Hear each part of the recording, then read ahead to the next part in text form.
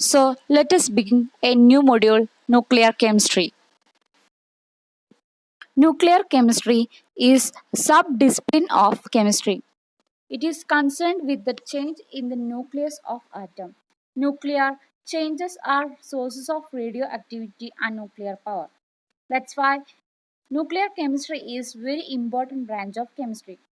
Atoms of element consist of three fundamental particles, proton, electron and neutron, which are called subatomic particles. ആറ്റത്തിലെ ന്യൂക്ലിയസിലെ ചേഞ്ചസിനെ concern ചെയ്യുന്നതാണ് nuclear chemistry എന്ന് പറയുന്നത്.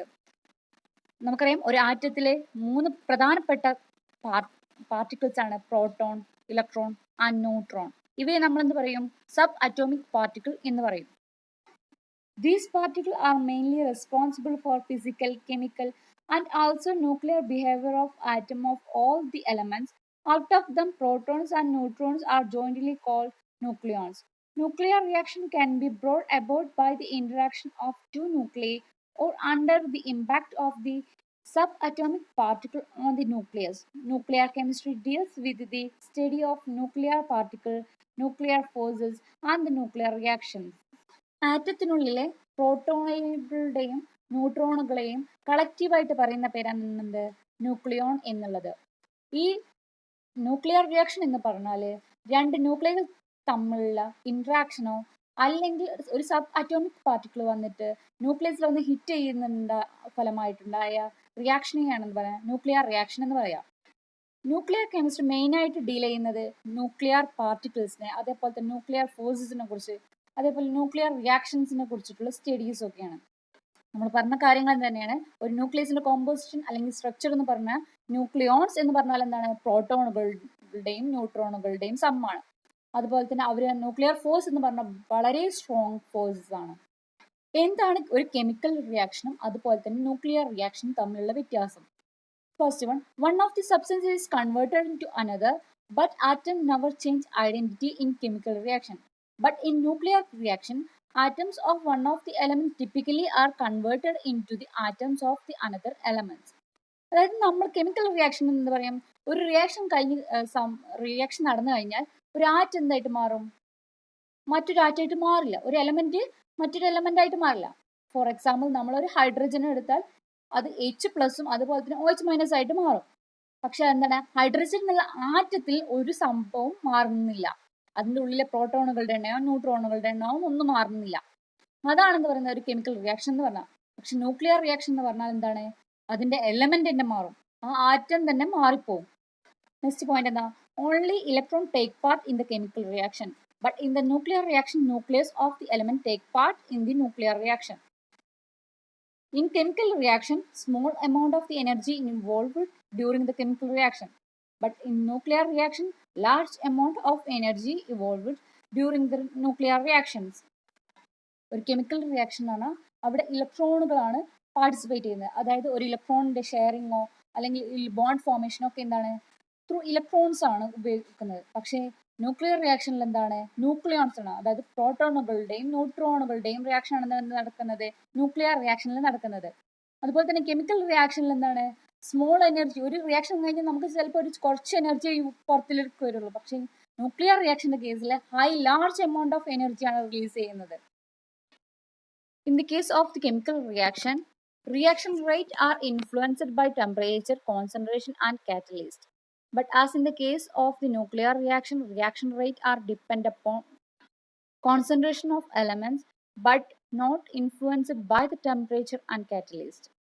നമ്മൾ ഒരു എലമെന്റിനെ റെപ്രസെന്റ് ചെയ്യുക എങ്ങനെയാന്ന് വെച്ചെങ്കിൽ എക്സും അതിന്റെ സൂപ്പർസ്ക്രിപ്റ്റ് ആയിട്ട് എയും സബ്സ്ക്രിപ്റ്റ് ആയിട്ട് സെഡും നോട്ട് ചെയ്യും. അതിന്റെ എ എന്നുള്ളത് മാസ് നമ്പറും Z എന്ന് പറയുന്ന അറ്റോമിക് നമ്പർ ആയിരിക്കും. Atomic number Z is equal to the number of the proton in nucleons and mass number A is equal to number of proton plus number of neutrons. നമ്മൾ നേരത്തെ പറഞ്ഞു atomic number എന്ന് പറയുന്നത് എന്താണ്? Number of proton തുല്യമാണെന്ന് പറഞ്ഞു. അപ്പൊ number of proton എന്നുള്ളതിന് പകരം നമുക്ക് എന്ത് എഴുതാം? Atomic number plus number of neutrons ആണെന്ത്? മാസ് നമ്പർ എന്ന് പറയുന്നത് എന്ന് എഴുതാം. ഫോർ എക്സാമ്പിൾ ആയിട്ട് നമ്മൾ ഹൈഡ്രജൻ 1 എന്ന് എഴുതിയാൽ താഴത്തെ 1 എന്ന് പറയുന്നത് അതിന്റെ അറ്റോമിക് നമ്പറും മുകളിൽ കൊടുത്തിരിക്കുന്നത് എന്തായിരിക്കും? അതിൻ്റെ മാസ് നമ്പറും ആയിരിക്കും. Radioactivity. Radioactivity was first discovered by Antoine Becquerel when a photographic plate never exposed to sunlight in his lab had become exposed. The only possible culprit was a nearby uranium salt sitting on the bench top. Radio activity ആദ്യമായിട്ട് discover ചെയ്തത് Antonio ബെക്കറിലാണ്. അദ്ദേഹത്തിന്റെ ലാബിൽ അദ്ദേഹം ഒരു photographic plate ഒരു ഷെൽഫിന്റെ ഉള്ളിലായിരുന്നു വെച്ചിരുന്നത്. ആ x-ray ഷീറ്റിൽ അല്ലെങ്കിൽ ഫോട്ടോഗ്രാഫിക് പ്ലേറ്റിൽ ഒരുപാട് സ്പോട്ട് കാണാൻ കഴിഞ്ഞു. അതെങ്ങനെ വന്നു, സൺലൈറ്റിന്റെ ആബ്സെൻസിൽ എങ്ങനെ വന്നു എന്നുള്ളതിനെ കുറിച്ച് അദ്ദേഹം ഡിസ്കവർ ചെയ്തു. പക്ഷെ അദ്ദേഹത്തിന് കൂടുതലായിട്ട് കണ്ടെത്താൻ കഴിഞ്ഞില്ല. അത് കണ്ടെത്തിയത് മാഡം ക്യൂരിയും അവരുടെ ഹസ്ബൻഡും ആയിരുന്നു. അവരാണ് യുറേനിയത്തിൽ നിന്ന് റേഡിയോ ആക്ടിവിറ്റി എമിറ്റ് ചെയ്യുന്നുണ്ട് എന്നുള്ളത് കണ്ടുപിടിച്ചത്. Next, radio active decay. Natural radio activity ഉണ്ട്, ആർട്ടിഫിഷ്യൽ റേഡിയോ ആക്ടിവിറ്റി ഉണ്ട്. Natural radioactivity, it is the spontaneous disintegration of the naturally occurring radionuclide to form a more stable nuclide with the emission of radiation of alpha, beta and gamma. Artificial radioactivity means it is the spontaneous disintegration of nuclide when bombarding with a fast moving thermal neutron to produce a new nuclide with the emission of radiation of alpha, beta and gamma and a large amount of heat. Radioactivity and type of the nuclear reaction അല്ലെങ്കിൽ nuclear radiation എന്ന് പറയുന്നത്, radioactivity is a phenomena of spontaneous and uncontrollable disintegration occur by emission of active radiation from an unstable atomic nucleus.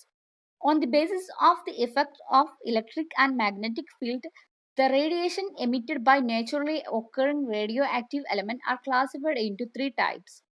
That is alpha and beta and gamma radiation. റേഡിയോആക്ടിവിറ്റി എന്ന് പറഞ്ഞാൽ ഒരു പെട്ടെന്നുള്ള uncontrollable ആയിട്ടുള്ള emission of radiation ആണ് from unstable atomic nuclear. നമ്മളൊരു electric ഫീൽഡിൻ്റെയോ magnetic ഫീൽഡിൻ്റെയോ പ്രസൻസിൽ ഈ radio active എലമെന്റ്സിനെ മൂന്നായിട്ട് classify ചെയ്തിട്ടുണ്ട്. ആൽഫ എന്നും ബീറ്റ എന്നും ഗാമ എന്നും അങ്ങനെ 3 ടൈപ്പ് ആയിട്ടുള്ള തരംതിരിച്ചിട്ടുണ്ട്. The method of separation of 3 types of rays by the action an electric field, a little of the strongly radioactive material like radium is placed in a small depression on a lead block. The emitted rays are subjected to the action of an electric field.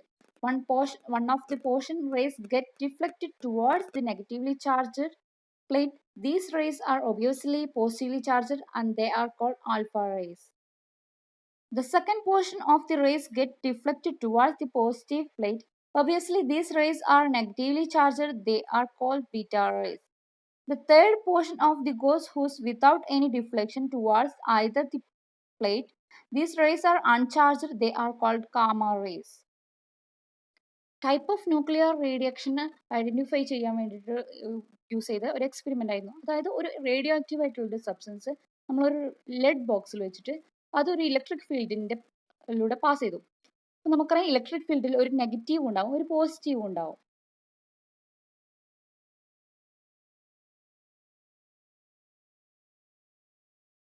ഈ നമുക്കറിയാം opposite charges are attract each other and same charges are ripple each other.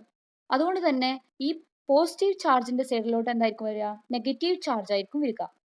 ആ ചാർജിന് നമ്മൾ എന്ത് വിളിച്ചു, beta raise എന്ന് വിളിച്ചു. അതായത് electric field positive charge ആണ്, അപ്പോൾ അതിൻ്റെ അട്രാക്ട് ചെയ്യുന്ന ഏതായിരിക്കും, നെഗറ്റീവ് ചാർജ് ആയിരിക്കും. ആ നെഗറ്റീവ് ചാർജിനെ ബീറ്റ എന്ന് വിളിച്ചു.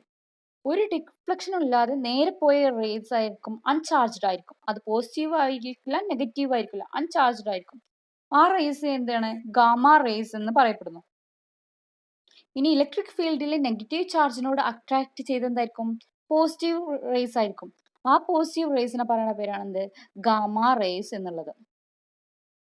ഓക്കെ, അതായത് ആൽഫ ഡികെ എന്ന് പറഞ്ഞാൽ whenever the element emit an alpha particle, the mass number decreased by 4 units and atomic number decreased by 2 units. This is known as alpha decay. Alpha decay involves an emission of helium nucleons. അതായത് uranium 92 238 എന്നുള്ളത് എന്തായിട്ട് മാറും? Radio ആക്ടിവിറ്റിക്ക് കഴിഞ്ഞ് കഴിഞ്ഞാൽ എന്തായിട്ടും thorium 90യും 234 ആയിട്ട് മാറും. Plus എന്തുണ്ടാവും? ഒരു ഹീലിയം ആറ്റം. അതായത് നമ്മൾ പറഞ്ഞു ഒരു ആൽഫ ഡിക്ക് സംഭവിച്ചു കഴിഞ്ഞാൽ എന്തുണ്ടാവും? 4 യൂണിറ്റ് മാസ് നമ്പർ എന്തായിട്ടും ഡിക്രീസ് ചെയ്യുകയും അറ്റോമിക് നമ്പർ 2 യൂണിറ്റ് ഡിക്രീസ് ചെയ്യുകയും ചെയ്യും പറഞ്ഞു. അതായത് എന്താണ്? ഒരു ഹീലിയം ആറ്റത്തിന് തുല്യമാണ്. അതുപോലെ ഒരു എക്സാമ്പിൾ ആണ് എന്ത്? പ്ലൂട്ടോണിയം 94 239 ആൽഫ ഡിക്കെ ചെയ്ത് കഴിഞ്ഞാൽ എന്തിട്ടും? യുറേനിയം 92 235 പ്ലസ് ഒരു helium ion. Next, actually the emission of beta particle result due to the transformation of a neutron into the proton and electron. The electron is ejected from the nucleus while the proton is retained by it, and thus the atomic number of the nucleus increased by 1 unit. Example ആയിട്ട് പറയുകയാണെങ്കിൽ iodine 53 131 after the beta ഡിക്കെ xenon 54 131 ആയിട്ട് മാറും. Plus 1 ഇലക്ട്രോണും ഉണ്ടാവും. Okay, next gamma decay. Whenever the element emits a gamma rays, there is no change either in the mass number or in the atomic number. This is known as gamma decay. Gamma decay involves radiation of high energy photon. Stable krypton 81 decays by gamma emission. This process simply results in lower energy form of the nucleus. That is krypton 3681. After gamma radiation, there is no change in the krypton atom. Now we can discuss the properties of alpha, beta and gamma rays. First of all, we can discuss about the properties of alpha rays. These rays consist of a positively charged alpha particle. Alpha particle have the two charges and mass number 4 units. That's why are helium nucleus. They have lower velocity, about 1/3 of the light. They have highest ionizing power due to their considerable kinetic energy. They possess least penetrating power due to their larger size and lower velocity. They are deflected in the electric and magnetic field to the smaller extent. They produce luminosity in zinc sulfide due to the highest kinetic energy. They affect photographic plate to the lesser extent. ആൽഫ പാർട്ടിക്കിളിന്റെ properties പറയുകയാണെങ്കിൽ അവർ positively charged ആണ്. അതുപോലെ തന്നെ അവരെന്തുണ്ട്? Atomic number 2 യൂണിറ്റും mass number 2 യൂണിറ്റും എന്തായിട്ട് ഡിക്രീസ് ചെയ്യുന്നുണ്ട്. അതായത് ഒരു ഹീലിയം ന്യൂക്ലിയസിന് ആൽഫ പാർട്ടിക്കിൾ എന്താണ്? തുല്യമാണെന്ന് പറയാം. അതുപോലെ തന്നെ അതിന്റെ വെലോസിറ്റി എന്ന് പറയുന്നത് ലൈറ്റിന്റെ 1/10 ആണ്. അത് ഹയസ്റ്റ് അയോണൈസിങ് പവർ ആണ്. ഡ്യൂ ടു അവർക്ക് എന്തുണ്ട്? ഹൈ കൈനറ്റിക് എനർജി ഉണ്ട്. അതേപോലെ തന്നെ എന്താണ്? ലീസ്റ്റ് പെനിട്രേറ്റിംഗ് പവർ, തുളച്ചു കയറാനുള്ള പവർ എന്ന് പറഞ്ഞാൽ കുറവാണ്.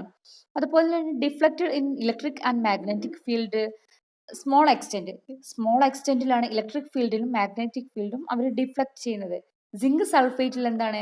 അവർ ചെറിയൊരു പ്രകാശം കാണിക്കുന്നുണ്ട്. അതേപോലെ തന്നെ ഫോട്ടോഗ്രാഫിക് പ്ലേറ്റിൽ എന്താണ്? ലെസർ എക്സ്റ്റെന്റിലാണ് അവ ചെയ്യുന്നത്, എഫക്ട് ചെയ്യുന്നത്. Next one is the properties of beta rays.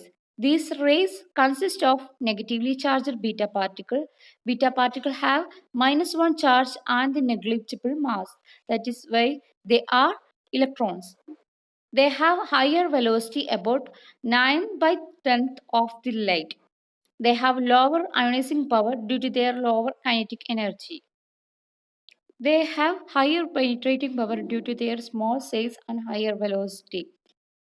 They have highly deflected in electric and magnetic field. They produce lower luminosity on zinc sulfide due to the lower kinetic energy.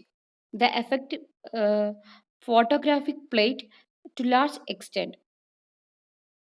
Beta റേസിന്റെ properties പറയുകയാണെങ്കിൽ negatively charged ആണ്. -1 charge ആയതുകൊണ്ട് തന്നെ അത് ഒരു ഇലക്ട്രോണിന് തുല്യമാണ്. അവരുടെ velocity എന്ന് പറഞ്ഞാൽ ഹൈ ആണ്. ലൈറ്റിന്റെ 9/10 വെലോസിറ്റിയിലാണ് അവർ സഞ്ചരിക്കുന്നത്. They have lower ionising power ആണ്. Due to the lower kinetic energy അവർക്ക് തന്നെ ഹൈ പെനേട്രേറ്റിംഗ് പവർ ആണ്. അതുപോലെ തന്നെ മാഗ്നറ്റിക് ഫീൽഡിലും ഇലക്ട്രിക് ഫീൽഡും ഹൈലി ഡിഫ്ലക്റ്റഡ് ആണ്. സിങ്ക് സൾഫേറ്റിൽ അവരെന്താണ്? ലോവർ ലുമിനസിറ്റി ആണ് കാണിക്കുന്നത്. കാരണം എന്താണ്? കൈനറ്റിക് എനർജി വളരെ കുറവായതുകൊണ്ട്. ഫോട്ടോഗ്രാഫിക് പ്ലേറ്റിൽ നിന്ന് ലാർജ് എക്സ്റ്റെൻഡ് ആയിട്ട് അവർ റെസ്പോണ്ട് ചെയ്യുന്നുണ്ട്. Next one, properties of the gamma rays. These rays consist of electromagnetic radiation. Gamma rays do not carry any charge. They have highest velocity equal to that of the light. They have least ionizing power due to their least kinetic energy. They have highest penetrating power due to their non-material nature and higher velocity. They remain undeflected in the electric and magnetic field. They produce least luminosity in the zinc sulfide due to the negligible kinetic energy. They affect photographic plate to the greater extent. Gamma റേസിന് സാധാരണയായിട്ട് electro magnetic റേഡിയേഷനിൽ consider ചെയ്യാറുണ്ട്. ഗാമ റേസിന് ഒരു ചാർജും ഇല്ല. അതുപോലെ തന്നെ അതിൻ്റെ വെലോസിറ്റി എന്ന് പറഞ്ഞാൽ ഹൈ വെലോസിറ്റിയാണ്. ഒരു ഈക്വൽ ടു ദി ലൈറ്റ്, നമ്മുടെ ലൈറ്റിൻ്റെ അതേ വെലോസിറ്റിയിലാണ് അവർ സഞ്ചരിക്കുന്നത്. ലീസ്റ്റ് അയോണൈസിങ് പവർ ആണ്, കാരണം അതിന് വളരെയധികം എന്താണ് കൈനറ്റിക് എനർജി വളരെ അധികം കുറവാണ്. ഹയസ്റ്റ് പെനിട്രേറ്റിംഗ് പവർ ആണ്. ഇലക്ട്രിക് ഫീൽഡിലും മാഗ്നറ്റിക് ഫീൽഡിലും എന്താണ് അൺഡിഫ്ലക്റ്റഡ് ആണ്. അതുപോലെ തന്നെ സിങ്ക് സൾഫേറ്റിൽ ലീസ്റ്റ് ലുമിനസിറ്റി ആണ്, കാരണം എന്താണ് കൈനറ്റിക് എനർജി വളരെയധികം കുറവായതുകൊണ്ട് തന്നെ ഫോട്ടോഗ്രാഫിക് പ്ലേറ്റിൽ ഇവർ ഗ്രേറ്റ് എക്സ്റ്റെൻഡ് ആയിട്ടുള്ള സ്പോട്ട് കാണിക്കും. ഓക്കെ, നമ്മൾ ഇന്ന് എന്തൊക്കെ പഠിച്ചു? ന്യൂക്ലിയർ കെമിസ്ട്രിയെ കുറിച്ച് പഠിച്ചു. എന്താണ് ന്യൂക്ലിയർ കെമിസ്ട്രി എന്ന് പറഞ്ഞു. അതേപോലെ തന്നെ എന്താണ് radio activity, different types of the radio activity നമ്മൾ പറഞ്ഞു.